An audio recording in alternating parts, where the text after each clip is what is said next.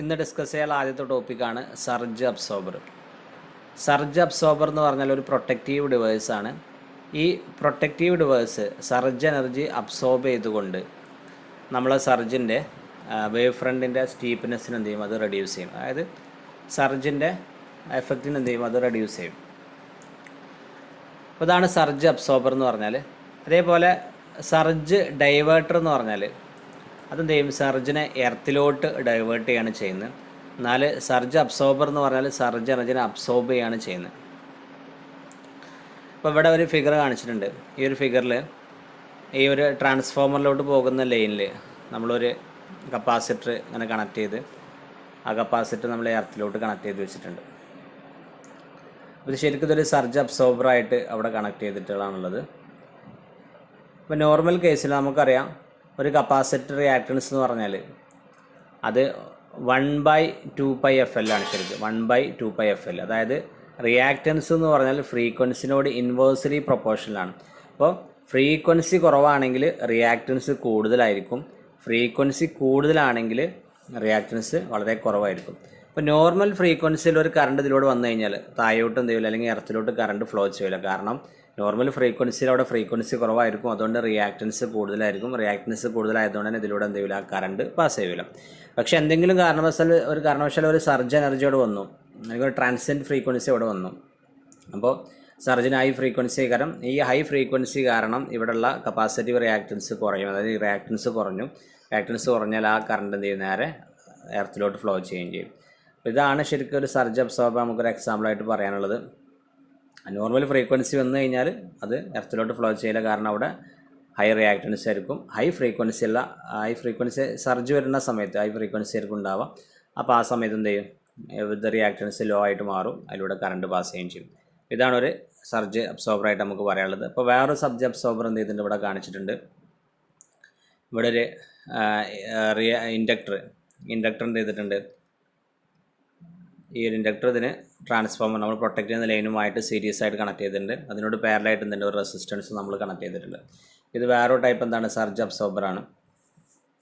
ഈ ഒരു parallel combination ചോക്കിൻ്റെയും അതേപോലെ റെസിസ്റ്റൻസിൻ്റെയും പാരലൽ കോമ്പിനേഷനാണ്. നമുക്കറിയാം ചോക്ക് എന്ന് പറഞ്ഞാൽ അതിൻ്റെ റിയാക്ടൻസ് എന്ന് പറഞ്ഞാൽ അത് പിന്നെ ഡയറക്റ്റ്ലി പ്രൊപ്പോർഷണൽ ടു ഫ്രീക്വൻസിയാണ്. ഫ്രീക്വൻസി കൂടിക്കഴിഞ്ഞാൽ റിയാക്ടൻസ് കൂടും, ഫ്രീക്വൻസി കുറഞ്ഞാൽ റിയാക്ടൻസ് കുറയും ചെയ്യും. ഇവിടെ നോർമൽ ഫ്രീക്വൻസി വരുന്ന സമയത്ത് റിയാക്ടൻസ് കുറവായി, കാരണം നോർമൽ ഫ്രീക്വൻസി എന്ന് പറഞ്ഞാൽ അവിടെ ഫ്രീക്വൻസി കുറവായിരിക്കും, അതുകൊണ്ട് തന്നെ അവിടെ റിയാക്ടൻസും കുറവായിരിക്കും. നേരെ ലൈനിലൂടെ എന്ത് ചെയ്യും, കറണ്ട് പാസ് ചെയ്യും.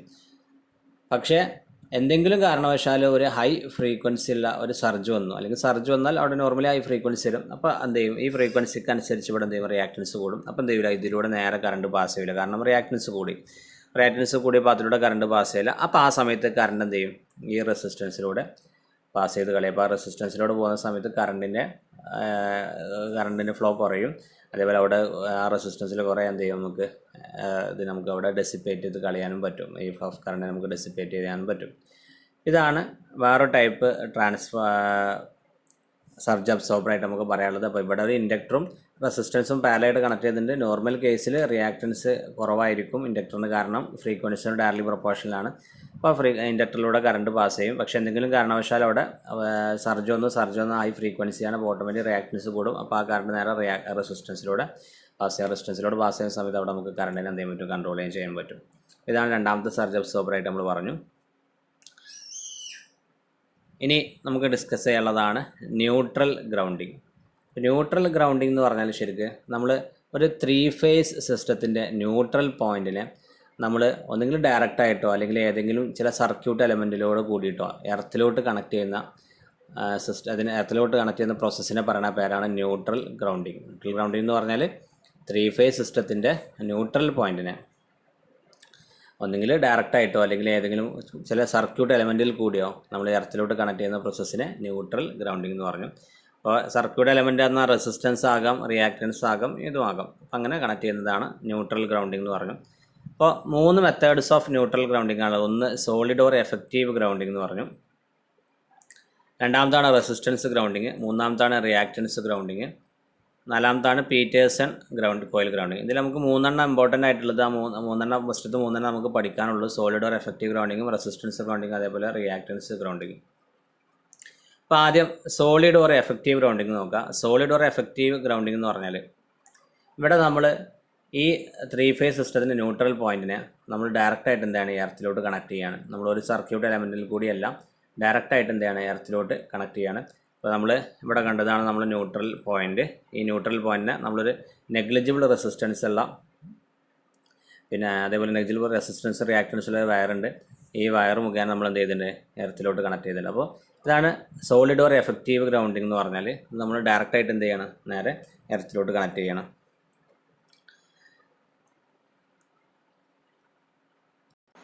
രണ്ടാമതാണ് റിയാക്റ്റൻസ് ഗ്രൗണ്ടിങ്. അപ്പോൾ റിയാക്റ്റൻസ്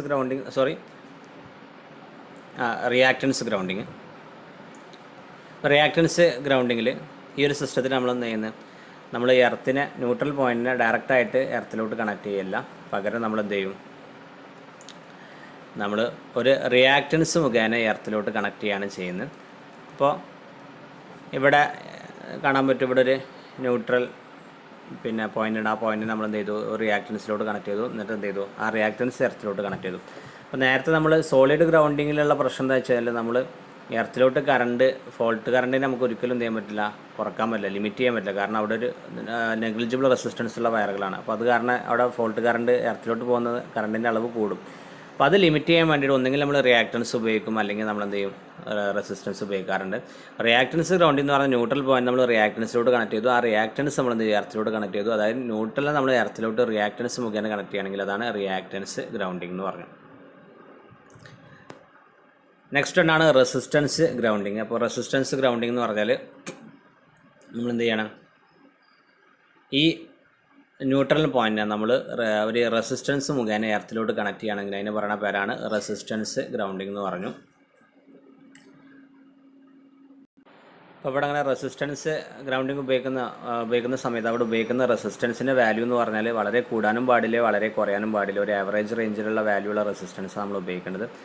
അത് വളരെ കുറഞ്ഞു കഴിഞ്ഞാൽ അത് എന്തായിട്ട് മാറും, ശരിക്കും ഒരു നമ്മൾ സോളിഡ് ഗ്രൗണ്ടിങ് പോലെ തന്നെ ആകും. കാരണം അവിടെ ലോ റെസിസ്റ്റൻസ് ആകുമ്പോൾ ഹൈ എർത്ത് ഫോൾട്ട് കറണ്ട് ഇതിലൂടെ പാസ് ചെയ്യുന്നതുകൊണ്ട് തന്നെ ശരിക്കും ഒരു സോളിഡ് ഗ്രൗണ്ട് സിസ്റ്റം പോലെ തന്നെ ആകും.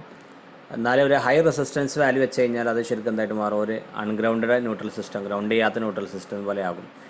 അപ്പോൾ നമ്മൾ ആറിൻ്റെ വാല്യൂ ചൂസ് ചെയ്ത സമയത്ത് നമ്മൾ ഫോൾട്ട് കറണ്ട് സേഫ് വാല്യൂയിലോട്ട് വരുന്ന രീതിയിൽ ആയിരിക്കണം നമ്മൾ എന്ത് ചെയ്യേണ്ടത്, ആറിൻ്റെ വാല്യൂ നമ്മൾ ചൂസ് ചെയ്യേണ്ടതാണ് റെസിസ്റ്റൻസ് ഗ്രൗണ്ടിങ് എന്ന് പറഞ്ഞാൽ.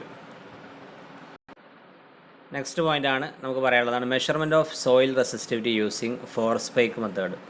നമ്മൾ 4 സ്പൈക്ക് മെത്തേഡ് ഉപയോഗിച്ചുകൊണ്ട് സോയിലിൻ്റെ റെസിസ്റ്റിവിറ്റി നമ്മൾ എങ്ങനെ കാണാമെന്നാണ് നമ്മൾ ഡിസ്കസ് ചെയ്യാൻ പോകുന്നത്. അപ്പോൾ ഇതിൽ 4 സ്പൈക്ക് ഉണ്ട്. ഈ 4 സ്പൈക്കും നമ്മൾ സ്ട്രൈറ്റ് ലൈനിൽ നമ്മൾ എന്ത് ചെയ്തിട്ടുണ്ട്, എർത്തിലോട്ട് അല്ലെങ്കിൽ സോയിലോട്ട് ഈക്വൽ ഡിസ്റ്റൻസിൽ നമ്മൾ കണക്ട് ചെയ്ത് വെച്ചിട്ടുണ്ട്. ഇവിടെ ഇപ്പോൾ ഒരു C1 P1 P2 C2 2 current ഇലക്ട്രോഡും 2 potential ഇലക്ട്രോഡാണുള്ളത്.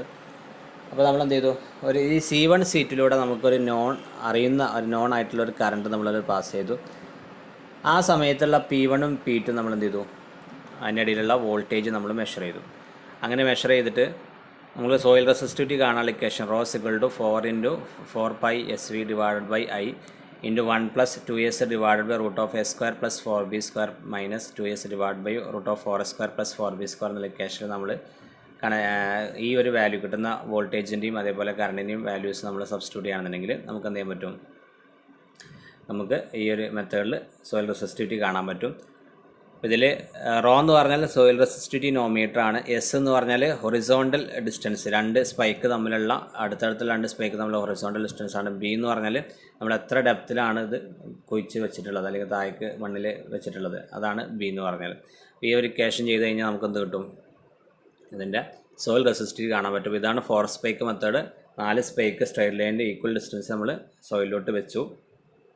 എന്നിട്ട് C1 C2 എന്നിലൂടെ നമുക്ക് നോൺ ആയിട്ടുള്ള ഒരു കറണ്ട് നമ്മൾ പാസ് ചെയ്തു. ആ സമയത്ത് P1 P2 ഉണ്ടാകുന്ന വോൾട്ടേജ് നമ്മൾ മെഷർ ചെയ്തു. ഇക്വേഷനിൽ സബ്സ്റ്റിറ്റ്യൂട്ട് ചെയ്ത് കഴിഞ്ഞാൽ നമുക്ക് സോയിൽ റെസിസ്റ്റിവിറ്റി കണ്ടുപിടിക്കാൻ പറ്റും. അപ്പോൾ ഇത്രയും കാര്യങ്ങളാണ് നമുക്ക് ഈ ഒരു മൊഡ്യൂളിൽ നമുക്ക് ഡിസ്കസ് ചെയ്യാനുള്ളത്.